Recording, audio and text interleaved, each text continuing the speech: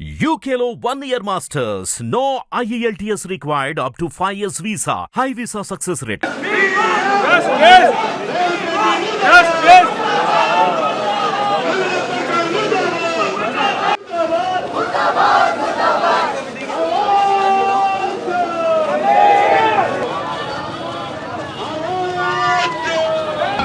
వీళ్ళందరూ కూడా మీకు చెప్పినట్టు మధ్యతరగతి సభ్యులు వీళ్ళ ఇల్లు రాకుంటే కూడా తెలియదు. Thinking what is the future for us here. So sir, it's a humble request from all of you, please support. Number 1138లో నీ ఇల్లు ఉంది కదా, ఫస్ట్ నీ ఇల్లు కూలగొట్టు,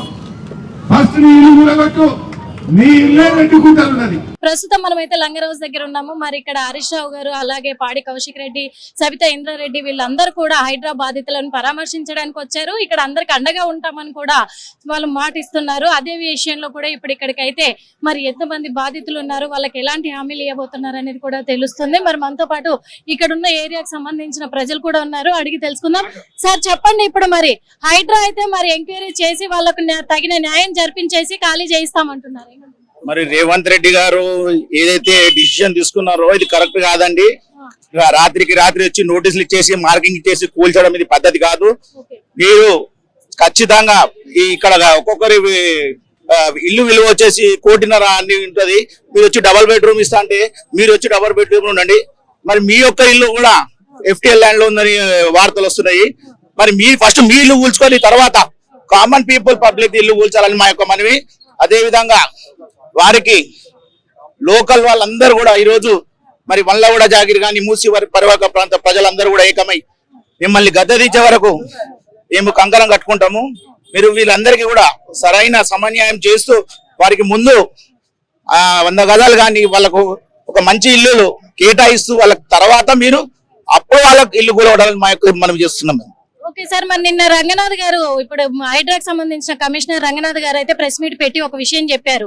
దాదాపు 20 లక్షలు 30 లక్షలు వాల్యూ చేసే ఇండ్లల్లో మేము పెట్టి సేఫ్టీగా ఉంచి మా గెస్ట్లుగా మేము తీసుకుపోయి అక్కడ మేము సురక్షిత ప్రాంతాల్లో ఉంచుతాము, ఆ తర్వాతే మరి చర్యలు చేపడతాము, చర్యలు అయితే ఆపేది లేదు అంటున్నారు. మేము చెప్పేది కూడా మీకు ఒకటే, మీరు ఫస్ట్ వాళ్ళకి ఎవరైతే మీరు నోటీసులు ఇచ్చారో వాళ్ళకి మేము ఇల్లు కేటాయిస్తున్నామని ఫస్ట్ చూపించండి. కామన్ పబ్లిక్ వాళ్ళకు ఆ ఇల్లు కేటాయించిన తర్వాత మీరు ఇల్లు కూలగొట్టాలని మేము ఖచ్చితంగా చెప్తున్నాం.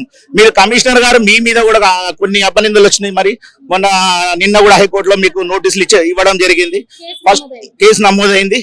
ఫస్ట్ మీ ప్రాబ్లమ్ మీరు సాల్వ్ చేసుకోండి. కామన్ పీపుల్ దగ్గరకు వస్తే మాత్రం మీకు ఎలాంటి పరిస్థితుల్లో ఈ సీఎం మరో 2-3 ఏళ్ళలో దిగడం ఖాయమని మేము ఖచ్చితంగా చెప్తున్నాం. అంటే చెప్తున్నాం సార్, ఎందుకంటే మరి ఇక్కడ మీరు ఎన్ని సంవత్సరాలుగా ఉంటున్నారు సార్? మరి ఇక్కడ మేము దగ్గర 15 సంవత్సరాల సంది ఇక్కడ ఉంటున్నాం మేము. మరి ఇప్పుడు ఇన్ని సంవత్సరాలుగా ఏ ప్రభుత్వం వచ్చినా లేని హైడ్రా, మరి ఇప్పుడు ఈ హైడ్రా అనేది ఒక చర్యలు చేపడతా ఉన్నారు. దానిపైన ఇది ఒక హైడ్రా అని మీరు అనుకుంటున్నారు. ఇది హైడ్రా కాదు, కేవలం ఒక బ్రిటిష్ వాళ్ళకు, లండన్ వాళ్ళకు మీరు కాంట్రాక్ట్ తీసుకొని ఇది హైడ్రా పేరుతో మీరు ఆడుతున్న నాటకం. ఇది కామన్ పబ్లిక్ తెలియదు.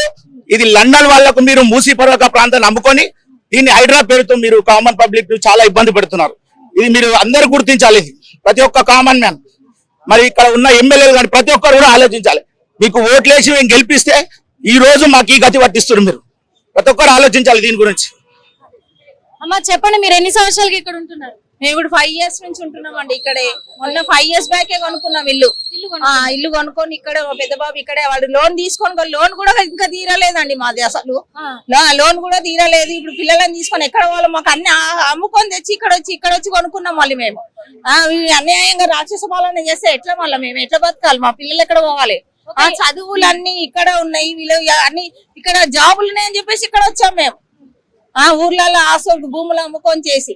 అంటే మీకు సురక్షిత ప్రాంతంలోనే డబుల్ బెడ్రూమ్లు ఇచ్చి అక్కడ అవసరం లేదండి మాకు. అలా డబుల్ బెడ్రూమ్ అవసరమే లేదు. లేని వాళ్ళకి ఇవ్వండి, వాళ్ళు బతుకుతారు. డబుల్ బెడ్రూమ్ ఇల్లు లేని వాళ్ళకి ఇవ్వండి. ఇల్లు ఉన్న వాళ్ళని కూల్ చేసి మీరు రోడ్డు మీదకి చేస్తే ఎక్కడ పోతారు? అందరు జనాలు ఎక్కడ పోవాలి?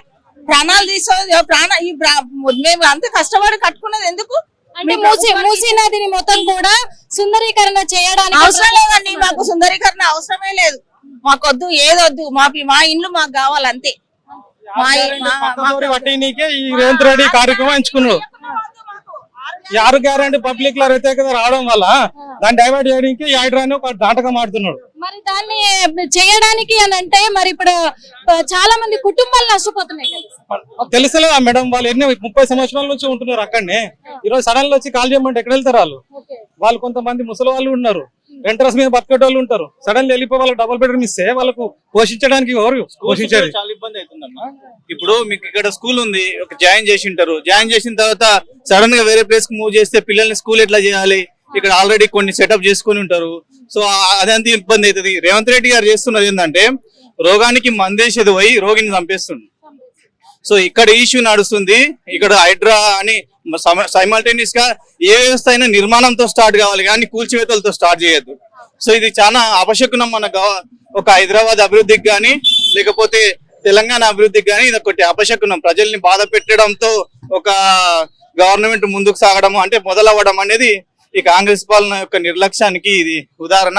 ఇదే విధంగా వేరే ఊర్లలో అంటే మాది కొడంగల్లే, అక్కడ ఫార్మా అని తీసుకొచ్చి చాలా మంది రైతులను కూడా ఇబ్బంది పెడుతుంది. చాలా మంది ఏడుస్తున్నారు. సేమ్ అవును, కొడంగల్లో చాలా మంది రైతులు బాధపడుతున్నారు. అక్కడ 3000 ఎకరాలు మా ఊర్లోనే తీసుకుంటున్నారు. సో అట్లా ఇక్కడ ఇట్లా ఊర్లలో అట్లా 6 పథకాలు అందుతలేవు. ఏమి అసలు వ్యవస్థ మొత్తం నాశనం అయిపోతుంది. సో దీనివల్ల ఏంటంటే ప్రజల్లో ఈ ఆవేదనని ఆయన అర్థం చేసుకొని కొద్దిగా స్లో డౌన్ అయ్యి నిర్మాణంతో స్టార్ట్ చేస్తే బాగుంటది అని చూస్తున్నాం కదా. తన సొంత ఊరైనటువంటి కొడంగల్లో కూడా తను న్యాయం జరిపించలేకపోతున్నాడు, రైతులను ఇబ్బంది పెడుతున్నాడు. మరి ఇప్పుడు ఇక్కడ హైదరాబాద్ నగరంలో కూడా ప్రజలను ఇబ్బంది పెడుతూ ఉన్నాడు. ఈ పాలన అనేది ప్రజల కోసం కాదు, ప్రజల ప్రాణాలు తీయడానికి అనే విధంగా రేవంత్ రెడ్డి ప్రభుత్వం అయితే మరి ఇలా ఉంది అని చెప్పేసి కూడా ప్రజలు అయితే వాపోతున్నారు. మరి ఈ రోజు మరి బీఆర్ఎస్ నాయకులు ఇక్కడికి వచ్చారు. మరి న్యాయం జరిపిస్తాము, మీకు న్యాయంగా అండగా మేము నిలబడతామని వచ్చారు. మరి హరీష్ రావు గారు కూడా ఏం చెప్తారో చెప్పనా. ఇప్పుడు మరి మీ ఇల్లు కూడా ఇక్కడ ఏం జరిగిందో నీకు అర్థమైందా? ఇప్పుడు వాళ్ళైతే సపోర్ట్ చేస్తున్నారు కదా, బీఆర్ఎస్ వాళ్ళ పార్టీ సపోర్ట్ చేస్తున్నారు. నేను కాంగ్రెస్ అనుకున్న, బీఆర్ఎస్ వాళ్ళు అంత మంచి వాళ్ళు కాదేమో నేను అనుకున్నా, కానీ నాది రాంగ్ అని అనిపించింది ఇప్పుడు వచ్చిన కొన్ని రోజులు కూడా కాలే. ఇప్పుడు మూసి అందులో ఎంతో మంది చెత్త పడేస్తున్నారు. ఇప్పుడు ఎంతో ఇది ఏమంటారు పూలు అవి ఇవి అన్ని పడేస్తున్నారు అక్కడ.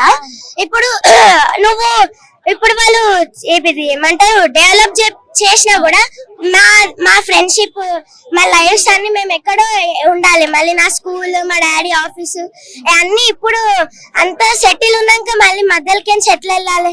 మళ్ళీ ఎంత డెవలప్ చేసినా అది వేస్ట్, దానికి పడేస్తూనే ఉంటారు. బీఆర్ఎస్ వాళ్ళు ఉన్నప్పుడు దానికి ఫెన్స్ వేసిరు, అయినా కూడా దానిపైన కెంచి వేస్తున్నారు. ఫస్ట్ అది చెత్త వేసి దానికి ఫైన్ పెడితే తర్వాత డెవలప్ చేయమన్నారు. ఇప్పుడు మీ ఇల్లు కూడా మరి హైదరాబాద్లోనే ఉంది కదా, అది కూల్ చేస్తారని నువ్వు బాధపడుతున్నావు. నువ్వు ఒక్కదానివా ఇంకా తమ్ముడు గానీ ఎవరైనా? లేదు, నేను ఒక్కదాన్ని. నానేం చేస్తాడు? Software employee. మేమంటుంది మరి మా మమ్మీ కూడా చాలా ఫీల్ అవుతుంది. అంటే ఇప్పుడు మొత్తం అంతా సెటిల్ ఉన్నాక దేవుడికి కూడా మొక్కుతుంది మా మమ్మీ కూడా, ఇది కావద్దు ఇది కావద్దు. సో అది ఎంత డెవలప్ చేసినా దానికి వేస్ట్ అని ఇప్పటిదాకా చూడలేదా? మనం అందరం మూసి రివర్ అప్పట్లో నీళ్ళు తాగుతుండే, ఆ నీళ్లు ఇప్పుడేమో మనం మూసి అంటేనే ఏమో వేక్ అని అంటాం కదా, దానికి ఏంటి ఎంత స్మెల్ వస్తుంది. ఇప్పటికే మేము సఫకేటింగ్ అయినాము, అయినా కూడా మేము ఉంటున్నాం. అది సెటిల్ అయింది, మేము ఉన్నాం, అంతేగాని మళ్ళీ దానికి గులగట్టి అవన్నీ చేసి కథలు ఎందుకు పడాలి? ఉట్టి ఉన్నది ఉంచుకోవడానికి రాదా? ఫస్ట్ ఆఫ్ ఆల్ ఇప్పుడు సీఎం రేవంత్ రెడ్డిని ఇదంతా ఆపేయమని అడుగుతున్నా. ఎందుకంటే ఇది నాకే కాదు, మా అపార్ట్మెంట్ అని కూడా కాదు, అన్ని వేరే సైడ్ అత్తాపూర్ సైడ్, లంగరావు సైడ్ అన్ని అవుతున్నాయి. అది నాకు నచ్చలేదు. ఇప్పుడు ఒక అతను విల్లాలో ఉంటారు, ఆయన విల్లా గులగట్టి 2 BHK ఫ్లాట్ ఇస్తే ఆయన ఊరుకుంటారా? ఊరుకోరు కదా. అట్లా ఎట్లా ఇస్తారు 2 BHK ఫ్లాట్? డబ్బులు ఏమని చెప్పండి, అప్పుడు మేము ఒప్పుకుంటాము. ఇదంతా ఆపేయాలని మరి ఎంతమంది ఫ్రెండ్స్ ఉన్నారు? నాకు మొత్తం ఆల్మోస్ట్ అపార్ట్మెంట్ అంతా ఉన్నారనమాట, గర్ల్స్ బాయ్స్ అందరితో నేను ఆడతాను. అట్లా ఏం డిఫరెన్షియేట్ నేనేం చేయను. సో నాకు అది నచ్చలేదు. అది చెప్పినప్పుడు నేను షాక్ అయిపోయినా, అది అట్లా చేస్తారని. వాళ్ళందరూ దూరం అయిపోతారని. అది దూరం అయినా కూడా వాళ్ళ లైఫ్స్ మళ్ళీ మా లైఫ్స్. ఇప్పుడు మేమందరం మిడిల్ క్లాస్ కదా, ఆయన అట్లా చేస్తే బాగుంటది, ఆయన కర్మ మంచిగా వస్తుందా అని నాది డౌట్. అంతే, అందుకే రేవంత్ రెడ్డిని కోరుతున్నాం. Okay, thank you.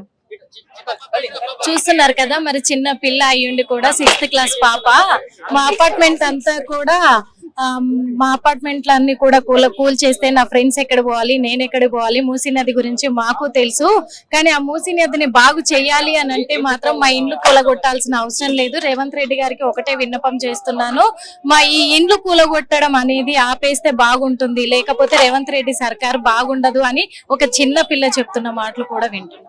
అమ్మా చెప్పండి, ఇప్పుడు బఫర్ జోన్ లో FTL లో ఉన్నాయన్నీ కూడా హైడ్రా అయితే కూల్చివేస్తుంది, కానీ ఇప్పుడు వాళ్ళకి ఏవైతే FTL జోన్ లో ఉన్నాయో వాళ్ళందరికీ కూడా ఒక 10-15 లక్షలు విలువ చేసే ఇల్లును అప్పజెప్పేసి ఇంట్లో పంపించేసి మేము మళ్ళీ కూల్చివేతలు స్టార్ట్ చేస్తాము అంటున్నారు. దీనికి మాకు అసలు ముందు గవర్నమెంట్ ఉన్నప్పుడు అయితే బఫర్ జోన్ FTL అని అయితే ఎలాంటి ఇంటిమేషన్ ఇవ్వలేదు. గవర్నమెంట్ ఉన్న మేము ఇంటి లోన్ తీసుకున్నప్పుడు కూడా మాకు ఇది బఫర్ జోన్ లో ఉంది, ఇది FTL లో ఉంది అని కూడా మాకు ఇంటిమేషన్ ఇవ్వలేదు.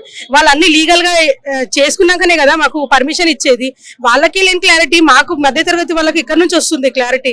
అట్లాంటప్పుడు అప్పుడే మాకు లోన్ ఇవ్వకపోయి ఉంటే మాకు అయిపోతుండే కదా. ఇప్పుడు లోన్ ఇచ్చారు, మాకు EMIs ఇంకా కడుతున్నాం, ఇంకా 10-15 ఉన్నాయి, ఇంకా 10-15 years ఉంది మాకు లోన్ కట్టేది. అట్లాంటి టైంలో మీకు నోటిఫికేషన్స్ ఇస్తాము 2 days లో ఖాళీ చేయాలి అంటే చిన్న పిల్లలు ఉన్నారు, ఆడపిల్లలు ఉన్నారు, సేఫ్టీ అనేది లేదు ఇవాళ రేపు సొసైటీలో. అట్లాంటి టైంలో మేము 2 పిల్లల్ని తీసుకొని పిల్లల ఎడ్యుకేషన్ ఏంటి, మా ఫ్యూచర్ ఏంటి అనేది మాకు ఒక పానిక్ సిచ్యువేషన్ లో పడిపోయాము. ఇంకొకటి ఏంటి అంటే మాకు ఇప్పుడు మాకు 12 gates ఓపెన్ చేశారు. మూసీ నుంచి మీకు ప్రాబ్లం ఉంది, మేము మూసీ సుందరీకరణ చేస్తాము అని చెప్పేసి అంటున్నారు. ఇప్పుడు 12 gates ఎత్తాక కూడా మాకు ఎలాంటి వాటర్ అనేది మాకు రాలేదు మా ఇంటి దగ్గరికి. అలాంటప్పుడు మాకు ఎలాంటి సుందరీకరణ అవసరం లేదు. మేము కంప్లైంట్ ఇచ్చామా, మాకు మ్యూసీ దగ్గర నుంచి వాటర్ వస్తున్నాయి, మాకు సుందరీకరణ చేయండి అని మేము ఎలాంటి ఇన్ఫర్మేషన్ అయితే ఎలాంటి కంప్లైంట్స్ అయితే ఇవ్వలేదు కదా. మాకు ఎలాంటి కంపెన్సేషన్స్ వద్దు, మాకు ఎలాంటి డబుల్ బెడ్రూమ్ ఇల్లు వద్దు, మా ఇల్లు మాకే కావాలి అంతే. అంటే అంటున్నారు ఇప్పుడు సీఎం రేవంత్ రెడ్డి గారు గానీ, హైడ్రా కమిషనర్ రంగనాథ్ గారు గానీ అట్లా ఉండడము నేరము, ఇప్పుడు మూసీ నది పర్యవేక్షణలో ఉండకూడదు, మేమంటూ మీకు సేఫ్టీ జోన్ కల్పిస్తాం కదా అని అంటున్నారు. ఇప్పుడు నేరం అని చెప్తే ఎలా అండి? అది 1990s లో కూడా అప్పుడు కాంగ్రెస్ పార్టీ ఉండే, అప్పుడే వాళ్ళు డిక్లేర్ చేశారు కదా, అప్పుడే వాళ్ళు లీగల్ గా అప్రూవ్ చేసి అప్పుడే లేఅవుట్స్ ఇచ్చారు కదా. మరి అప్పుడు తెలియదా వాళ్ళకి అది FTL లో ఉంది, బఫర్ జోన్ లో ఉంది, మూసీ పరివాహకంలో ఉందని? ఇప్పుడు తెలిసిందా వాళ్ళకి? ఈ ప్రభుత్వం వచ్చాక తెలిసిందా? మాకు అలాంటి అన్ని అవసరం లేదండి, మా ఇల్లు మాకే కావాలి అంతే. మాకు ఎలాంటి కంపెన్సేషన్స్ అవసరం లేదు, ఎలాంటి డబుల్ బెడ్రూమ్ ఇల్లు కట్టేది ఉంటే మేము ట్యాక్స్లు ఎందుకు పే చేస్తామండి? ఇంత ట్యాక్స్లు ఎందుకు పే చేస్తాము? మేము రూపాయి కష్టపడి కూడా వేసుకున్న డబ్బుతోని మేము ఇప్పుడు ఇల్లులు కట్టుకొని ఈ స్టేజ్కి వచ్చాము. ఒకటేసారి పైన మీరు కట్టడానికి ఎన్ని సంవత్సరాలు పట్టిందో మాకు తెలుసు. కూలగొట్టడానికి బుల్డోజర్లు తీసుకొచ్చి 1 నిమిషంలో కూలగొట్టేస్తారు. రోడ్ల పైన తీసుకొచ్చి రోడ్ల మీద వేస్తున్నారు. మా జీవితాలు ఏమైపోవాలి, మేము ఎట్లా బ్రతకాలి? ఇప్పుడు ఈ టైంలో మమ్మల్ని 0 నుంచి స్టార్ట్ కమ్మంటే ఎట్లా స్టార్ట్ అవుతాం? మేము మా జీవితాలు మా పిల్లల భవిష్యత్తు ఏంది? రోడ్ల మీద పడేస్తున్నారు వచ్చి. మేము కొనేటప్పుడు ఏమి లేదండి, అసలు లేఅవుట్ లో అది లేనే లేదు. మాకు 12 gates లిఫ్ట్ చేసినారు, ఒక్క చుక్క మాకు వాటర్ రాలేదు, మా కాళ్ళకి ఏ కష్టం లేదు, మేము ఎంతో యూనిటీ ఉన్నాం. ఇప్పుడు వచ్చి మీరు దౌర్జన్యంగా మీ ఇల్లు గుల్ల కొట్టేస్తాం, మిమ్మల్ని తీసుకుపోయి రోడ్డు పడేస్తాం. ఇది న్యాయం కాదు, ప్రజల మీద చేసేది ఇట్లా కాదు. ఇది రావణ రాజ్యం అవుతుంది, ఇది రావణ కష్టం కావద్దు. ఇప్పటి వరకు 2000 ఇండ్లను ఖాళీ చేయించాము, అందరి ఒప్పందంతో ఖాళీ చేయించాము. రేపటి నుంచి మళ్ళీ అలాగే సురక్షిత ప్లేస్ లోకి అందరినీ తరలిస్తాము, అందరినీ కన్విన్స్ చేసి మరీ తరలిస్తాము. వాళ్లకు జరిగిన నష్టాన్ని కూడా 20 లక్షల ఇండ్లలో 15 లక్షల ఇండ్లలో మేము సేఫ్ జోన్ లో పెడతాము అని అంటున్నారు. మళ్ళీ సర్వే చేసే ఎంక్వైరీ మొదలు పెడతాము అని అంటున్నారు రేపటి నుంచి కూడా. మరి రేపటి నుంచి వాళ్ళు వస్తే మీరు అంగీకరించారు? మేము మా దగ్గరికి రానివ్వము. వస్తే మా బాడీ పైన నుంచి పోవాలి, వాళ్ళు ఎవరు వచ్చినా కానీ మేము ప్రాణాలైనా తెగిస్తాం, కానీ మా ఇల్లు మాత్రం మాకు వద్దు. మాకు ఎక్కడ ఇల్లు వద్దు, మాకున్న ఇల్లే మాకు కావాలి. మేము కష్టంతో కట్టుకున్న ఇల్లే కావాలి మాకు. వాళ్ళు ఇచ్చే బేడలు వద్దు మాకు. మేము కట్టుకున్న మాకు కష్టార్జితమే మాకు కావాలి, వేరేది మాకు వద్దు. మా ఇళ్ళ దగ్గరికి వాళ్ళు రావద్దు. టీఆర్ఎస్ ప్రభుత్వం ఇప్పుడు అండగా ఉంటాను అని అంటుంది, మీకు ఉంటదని నమ్ముతున్నామండి. ఇప్పుడు మేము ఒక్కసారి మేము పోగానే వాళ్ళు వచ్చిర్రు, మాకు సపోర్ట్ ఇచ్చారు, మాకు మారల్ సపోర్ట్ ఇచ్చారు, మేము ఎంతో ధైర్యం పడుతున్నాం. ఇంతకు ముందు ఒక మీడియా రాలే, ఎవ్వరు ఆపోజిషన్ లీడర్ రాలే, ఎవ్వరు. ఇప్పుడు వీళ్ళు వచ్చినారు, BRS వాళ్ళు, BJP రాలే, ఎవ్వరు రాలే. మేము కూడా ప్రజలమే కదండి, we are Indians no. We are Indians, we are not a టెర్రరిస్టులు. మిమ్మల్ని వెళ్ళిపోమంటున్నారు, ఎందుకు వెళ్ళిపోతాం? మేము ఏం తప్పు చేసినాం? మేము ఎవరికి దౌర్జన్యం? మేము ఓట్లు వేయలేదా? మాకు ఆధార్ కార్డులు లేవా? మాకు అన్ని ఉన్నాయి. మేము టెర్రరిస్టులం కాదు, మేము నక్సలైట్లం కాదు, మేము భారతీయులం. మమ్మల్ని వెళ్ళిపోమంటే మేము ఊరుకోము. ఎన్ని సంవత్సరాలు అవుతుంది? మేము ఇక్కడ వచ్చి 15 సంవత్సరాలు అవుతుంది. ఇప్పుడు అర్ధాంతరంగా వెళ్ళిపోమంటే ఎక్కడ వెళ్ళిపోవాలా?